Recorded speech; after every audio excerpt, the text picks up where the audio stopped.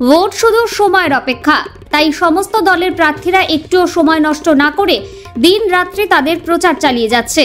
রবিবার সকাল সকাল দমদম স্টেশনের সামনে থেকে সুবিশাল মিছিল বিস্তীর্ণ অঞ্চল পরিক্রমা করে কুমোরপাড়া মোড়ে শেষ হয়।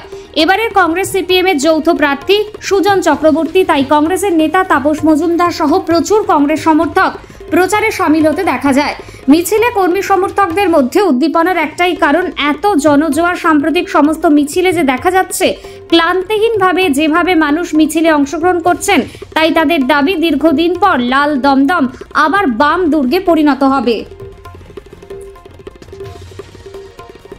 আর তোমাদের সবার মধ্যে এখন একটা লড়াই করার নেশা তৈরি হয়েছে। এই নেশা যখন একবার ঢুকে যায়, মানুষ আর ওই অনুকম্পার দয়ার পয়সায় বেঁচে থাকতে চায় না, তারা তাদের অধিকার বুঝে নিতে চায়। পশ্চিমবঙ্গে এখন এরকম একটা সময় এসেছে যেখানে মানুষ নিজের অধিকারের দাবিতে লড়াই করছে এবং মেরুদণ্ড সোজা রেখে লড়াই করছে। দমদম এই লড়াইয়ে সামিল এবং অবশ্যই সুজনদা জিতবে। একটা সময় প্রচুর বুদ্ধিজীবী বেরোতো, কিন্তু এখন যে সাম্প্রতিক যে ঘটনাগুলো ঘটছে কোনো বুদ্ধিজীবীর দেখা পাওয়া যাচ্ছে না।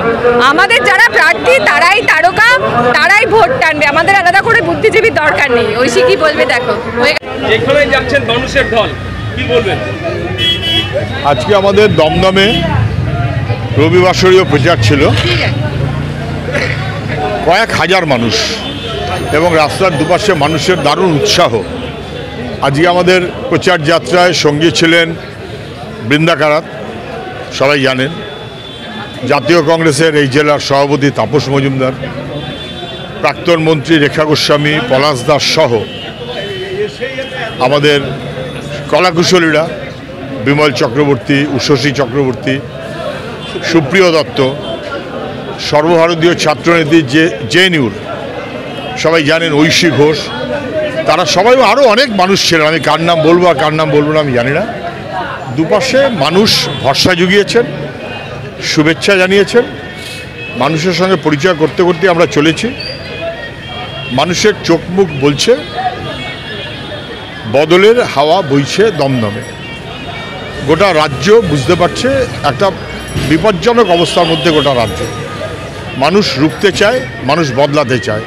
আমরা বলছি ভরসা রাখুন, বদলে যাবে। দাদা, সাম্প্রতিক যে সন্দেশখালী ঘটনা ঘটলো, মুখ্যমন্ত্রী বলছেন একটা চকলেট বোম ফুটলেও সিবিআই এনআইএ-কে ডাকা হচ্ছে, এনএসজি কমান্ডো ডাকা হচ্ছে। মুখ্যমন্ত্রীর যেটা বলা উচিত ছিল যে সন্দেশখালীর ঘটনার পর 54 দিন কেন লাগলো শাহজাহান গ্রেপ্তার হতে, গ্রেপ্তার করতে আমি বলছি না, গ্রেপ্তার হতে 19 দিন সময় লাগলো কেন ইডির? এটা কেন্দ্রীয় সরকারকে বলতে হবে যে 5ই জানুয়ারির পর পরের দফায় গেল 19 দিন পর, 19 দিন সময় লাগলো, তার মধ্যে সব সরিয়ে রাখার ব্যবস্থার সুযোগ দেওয়া হলো।